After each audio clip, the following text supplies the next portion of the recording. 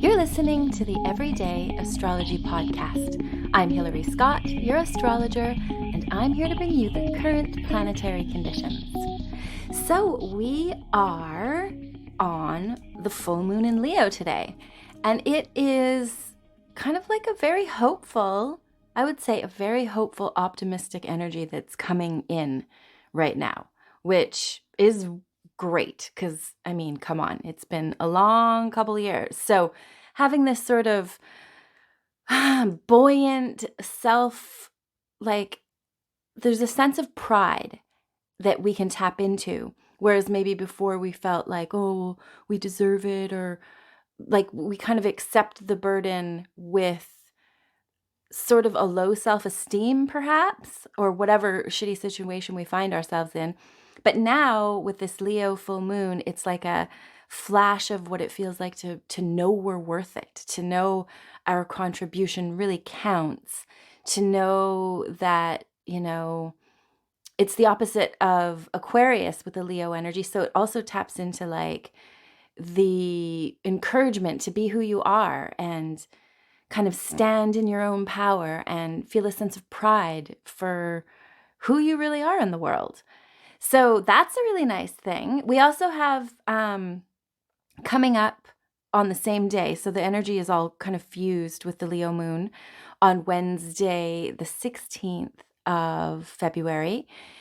And Mars and Venus are joined together in the sky at 15 degrees of Capricorn, or 16 degrees of Capricorn.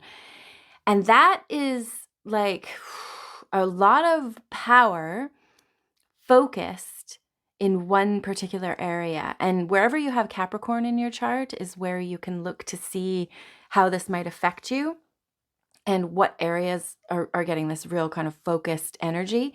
And Venus is very much like what we value, what we want to create, what we like, our creativity, also like what we want out of love, and the kind of energy and people and qualities and, expectations that you have. There's a definite like sensitivity that comes with the Venus energy, like finding anything crass or cruel abhorrent. Like it needs to be fair and just and harmonious. So interesting to combine that with, it's like they're a team right now with, they got each other's backs. Mars, which is the warrior energy. And in Capricorn, it's very organized. So it can have its power and be effective over the long term because of the Capricorn energy. Whereas Aries can often act, which is the ruler or ruled by Mars, can often act impetuously and like they just sort of, because it's such a touchy trigger energy, the Mars, if that, and ruling Aries, they'll just kind of act whatever, without much thinking. Where in Capricorn, there's this very careful, methodical, maybe even pedantic or literal energy. Capricorn is ruled by Saturn. So it's whatever is real. It doesn't want to talk about the intangibles. It wants to talk about what is real. What are the real facts? So interesting energy. I think that it'll help us to get real about what the consequences are, but what our motivations are leading to, and what our expectations are leading to, and what we have available to us, what resources we have. It's a really good energy to just focus on possibly areas of your career as well. Like, how are you doing with your contribution to, or your participation in society and your contribution to that? So it's pretty powerful. I suspect that we're all going to feel like we've got a fire lit under our ass now. And as the moon moves, it'll go into Virgo on the 17th, and it triggers an opposition with Jupiter, a trine with Uranus, and a Jupiter-Uranus sextile. It's a very good day on Thursday. So the 17th, it's like the start, the trigger point, the like, okay, now you can get rid of what you don't understand. You can your mind, though there is Neptunian energy playing into things, your mind becomes like clear about what you want, clear about what you're doing. All the details might suddenly, okay, like this is what I have to do. Sometimes we can get stopped simply from confusion and not knowing where to go or what to do. And just, it's like a stress response to being overwhelmed. So now that's clearing. Like, we're not overwhelmed. We know we're evolving. We want to progress. We're feeling optimistic, enthusiastic, and that's the kind of energy that will bring you success. So stay in that kind of vibration, and you'll see that you have, like, all of a sudden all this energy freed up for you to focus on what you want to create, which is really awesome. And even the Jupiter sextile Uranus energy is quite magical. Like, it could be like, flashes of truth, sudden knowings that set you free. Like, that saying, the truth will set you free, is really true. I mean, maybe not for liars. Probably not for liars. But if you seek truth in your life, and you want the truth, then the truth will come to you, because, ask and you shall receive. But also, the truth really does set you free. I mean, not everybody needs to live in truth in their own kind of, it's not one of their own moral guidelines or whatever. But I do have a lot of Sagittarius in my chart, so that is very much a truth-seeking energy. But when I try to align, I always just align with truth. I always try to find the truth. It's kind of like a beacon all the time. I'm like, is that the truth? Is this the truth? So when you do that, I really do believe you get led to the truth, like, much to your chagrin and horror. Sometimes you'll end up like facing the truth. But once you know the truth, then you're acting from like all of the angles, right? Like, you understand what's going on all the levels. So Jupiter and the sextile with Uranus, which is going through Taurus right now. So that's like busting up anything that's been really entrenched and stuck, but also like with an eye for like what next solid foundation can we create. So it's like, yeah, we've got this old decrepit building and it's haunted, and there's like evil in that room and evil in this room, and evil's even taking care of the yard. But now we're going to tear that place down, and we're going to get some elders in to do some smudging, and maybe do a crystal grid to set some clear, clean, positive, higher evolutionary energy on the property. And now we're going to build again, but we're going to build with this like super solid foundation. Maybe we'll have heated floors, and we'll have, a library where we can practice justice, and we'll have like a kitchen where we can feed ourselves uncontaminated foods, and like, we'll create this whole new reality, is basically what I'm trying to say. We don't have to continue on with whatever old stuck reality we've come from. Now we have the ability, the foresight, the understanding, the awareness, the awareness of the truth and what we need to build. So it's kind of a metaphor for what's going on in reality right now. And with the Aquarian energy or the Uranus energy, it's very much freedom seeking. It's freedom for the people, freedom to be yourself, freedom to change, freedom to make your own choices, freedom to move, freedom to travel, freedom to express, freedom to, choose. And that is very much at stake in the world right now. And it's at stake based on lies.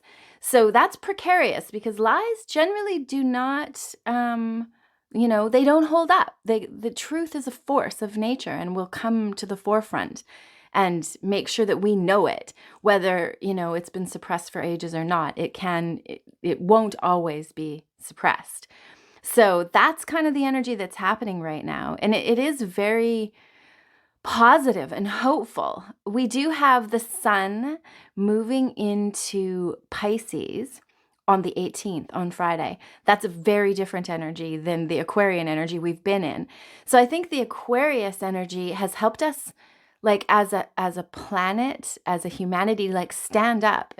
If you're tuned into what's going on in the world right now, beyond sort of the the narrative, um, then you'll see that like everyone's rising up. The Canadian truckers have risen up. Now it's happening in Israel and New Zealand and Australia and Austria. And like, interestingly, if you track it back, all the leaders of the countries that have been a part of the World Economic Forum have basically locked down their countries and are forcing mandates on them. So it's these countries especially that are standing up right now and very Aquarian, like we the people are standing together. We're not going to take this. We're a democracy. We're supposed to be free. And in the meantime, you're forcing us what to put into our bodies, forcing us to have to leave jobs that we love, not allowing us to get on planes or trains or go to funerals or weddings or attend concerts or go to restaurants or go to a swimming pool or an exercise class, or like that's nuts. And it's very much like the oligarchy has some investments in basically making sure that these injections are dispersed so everybody makes their money. So it's pretty crazy times. And that the fact that is what is the motivator to lock down these countries is, quite terrifying, actually. So everyone standing up and fighting for freedom, I think, is so, so important right now, especially like it's just so maddening. But like watching how how it's expanded, the convoy has come to 4, I think, different borders in Canada now. And when the Prime Minister gets up and starts doing his little talks, it's all about, insurrection and how we're occupied, like the occupiers, like he's turning it into all these war terms. In the meantime, at these locations, and especially in Ottawa, there's like everybody's got, there's a community kitchen feeding everybody for free. There's places where you can go get socks and earmuffs and toques and everything to keep warm in super cold temperatures. And there's bouncy castles and barbecuing and stages with music singing. And it's the most joyful, loving, supportive, like all different cultures coming together, all different races coming together. There is no misogyny and racism and all the things that Trudeau has been like lying about to the mainstream news is not true. And so luckily there's all the eyes on the ground. We have all the cameras, we have live streams, we have alternative news sources reporting the truth. We have other countries reporting the truth on what's going on. And here he is and he has an Aries moon. So there's like this fighter in him with a big ego. And he just keeps pushing the same thing. In fact, in the province that I live in British Columbia, there's about 4, 5, maybe 6 other provinces that have decided to lift the mandates. No more vax passes, no more masking, no more any of the mandates. They're lifting them. But the province I'm in is doubling down and actually has now decided they're going to force dentists and acupuncturists and what else was it? Chiropractors. I think there's 26 new healthcare fields they've targeted to force this vaccine on. So that means they're going to force, if these people, which obviously if they wanted it, they would have got it by now. They've been shoving it down our throats for over a year. They're going to be forced to take this experimental injection or they lose their jobs. And they lose their jobs without being able to access any of their employment insurance that they've paid into or any kind of like pay that they would otherwise get to support them in this transition to a new job.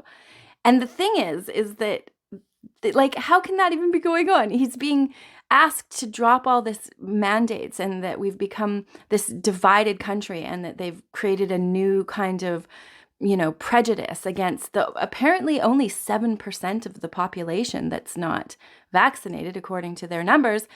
But instead of lifting it in this province, they're going to double down. And I'm like, do you what I think is I've heard that there's been a stock of these injections ordered for at least 10 shots for every person until 2024. So they have this massive stockpile. If we all of a sudden wake up and are like, hey, wait a minute, you're poisoning everyone, then they're going to like lose all their investment, which Trudeau has in the vaccine. So it's very corrupt, and hopefully the world is watching and the world can see and we can all band together.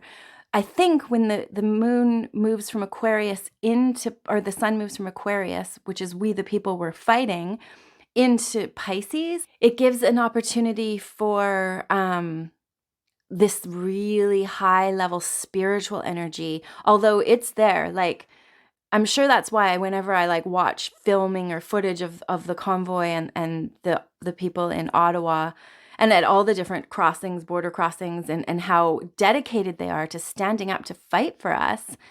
Although they're not fighting, they're just standing there. They're just being there to show that they're there. Could be really infused with the force of love. It already is, but with movement into Pisces, I think we can all feel this on an even much more tangible level, and we can, call in the God energy and the Christ energy and the protective forces that are in the universe, kind of otherworldly protective forces, which I'm very much sure are in action right now. But now it will be even stronger. We'll be able to feel it. It'll be even more palpable. Maybe there'll be some kind of crazy miracles that we witness, or like some sort of magic that just can't be ignored that we're all going to see. That's the sort of like level of energy we've got going on. So especially for, like freedom and peace and harmony and balance and all those higher vibration energies are going to be like have an easier time being restored to the planet.